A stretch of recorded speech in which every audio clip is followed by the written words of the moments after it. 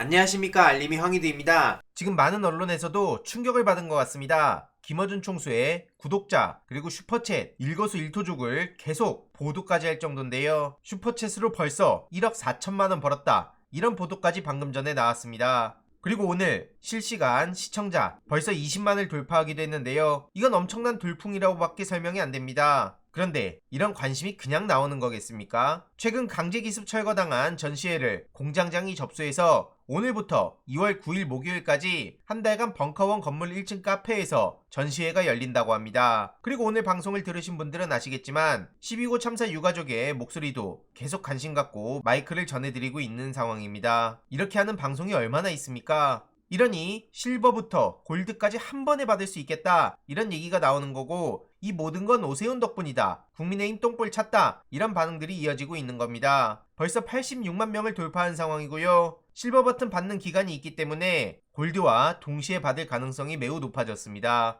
그런데 참고로 앞서 보셨듯 오늘 20만 명이 동시에 시청했는데 조회수는 왜 6,100회밖에 안 되냐, 좋아요는 보시다시피 16만이 찍혀 있는데 이거 이상한 거 아니냐, 이런 반응들도 나오고 있는데요. 원래 업데이트가 느린 것도 있지만 어제 거의 전반적인 유튜브에서 이런 오류가 발생했고 구글 측에 공지까지 떴습니다. 나중에 업데이트가 된다고 합니다. 그래서 참고 부탁드리고요. 12구 참사 유가족들한테 막말해서 논란에 휩싸였던 국민의힘 김민아 시의원이 최근 화물연대에도 망언을 쏟아내서 논란에 휩싸이기도 했죠. 굳이 이런 인간까지 달아야 되나 싶은 생각도 들지만 국민의힘의 시의원 민낯을 계속 알릴 필요가 있다고 보고요. 어제 이재명 대표가 밤늦게 검찰 조사를 마쳤죠. 무려 12시간 만에 조사를 마쳤습니다. 어차피 답은 정해져서 기소할 것이 명백하고 조사 과정에서도 그런 점들이 많이 느껴졌다, 결국 법정에서 진실을 다투게 됐는데 오늘 제시된 여러 자료들을 봐도 납득할 만한 것들은 없었다, 이런 입장을 전했습니다. 얼마나 얼토당토않게 무리수를 두고 있는 건지 아시는 분들 다들 잘 아실 텐데요. 최근 김의겸 의원은 이재명 처벌하려면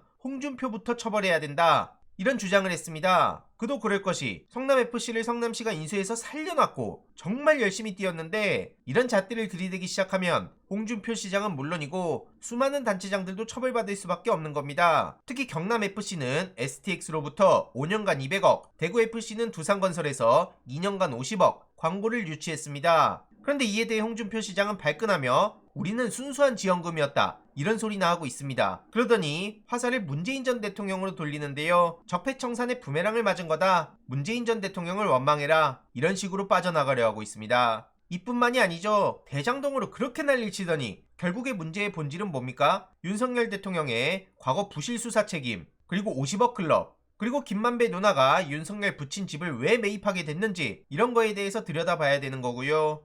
이뿐만이 아니죠. 지금 언론계 전체가 휘청거리는 상황이고요. 한겨레, 중앙, 한국일보 이들만 받았겠냐, 이런 얘기도 나오는 상황이고 심지어 언론으로 떠넘기기도 안 됩니다. 판사, 검사들까지 굴비 엮듯이 나왔다는 게 굉장히 중요한 대목이고 앞으로 더 나올 거라는 거죠. 그리고 이제 민주당 반격의 시간이 왔다고 보는데요. 어제 김건희 특검 TF 띄운다는 보도가 나왔죠. 주가 조작에 초점을 맞춘다는 방침인데 오는 2월 10일을 분기점으로 꼽았다고 합니다. 징역 8년을 구형받은 권오수 씨의 선고가 이뤄지는 날이기 때문이라 하고요. 도이치모터스 주가 조작은 물론이고 허위 학력, 경력, 그리고 코바나 뇌물성 협찬 의혹 등 여기에 집중해서 계속 소식 전해드릴 예정입니다. 이에 대해서도 김건희 특검 기대한다, 너무 오래 기다렸다, 이젠 민주당의 시간이다, 김건희와 윤석열 장모 이들이 책임질 때까지 관심 가질 거다, 이런 반응들이 쏟아지고 있고요. 김건희 씨의 심기를 건드렸다고 알려진 나경원 씨, 어제 부위원장 위촉 3개월 만에 사의를 표명했죠.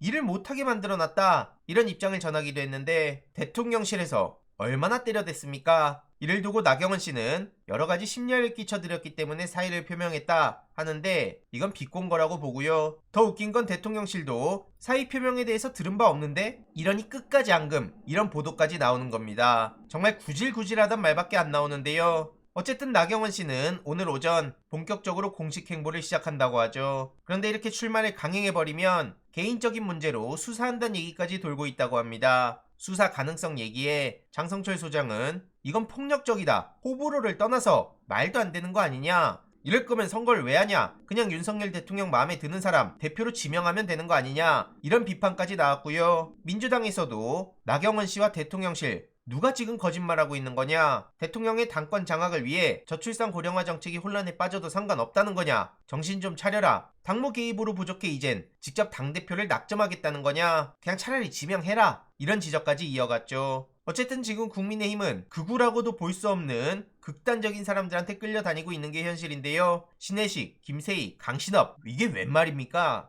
거기에 법세련 이종배까지 국민의힘 청년 최고위원으로 나온다는 게 정말 기가 막힐 따름이고요. 여기에 또 개소식에 좋다고 쫓아가는 당권 주자들은 또 뭡니까? 그러면서 비공식적으로 정광훈, 신혜식 이런 사람들한테 지지를 요청하고 있다고 하는데 놀고들 있습니다 진짜. 이런 상황을 두고 유승민 전 의원은 학교 폭력 사태에서 보는 비민주적 모습이다. 나경원을 어떻게 저런 식으로 집단 린치할 수 있냐. 그리고 여의도 레카 하태경 의원도 나경원은 윤석열에 찍힌 것 같다. 이젠 비주를 인정하고 새로운 전략을 짜야 된다. 이런 목소리들을 이어가고 있습니다. 아무튼 국민의힘 내부 분열이 본격적으로 시작됐는데요. 이와 관련한 소식도 계속 전해드리도록 하겠습니다. 이번 내용도 유익했다면 구독, 좋아요, 알림 설정, 멤버십 가입 정말 큰 힘이 된다는 점 말씀드리고 싶습니다. 주위에 널리 공유 부탁드립니다.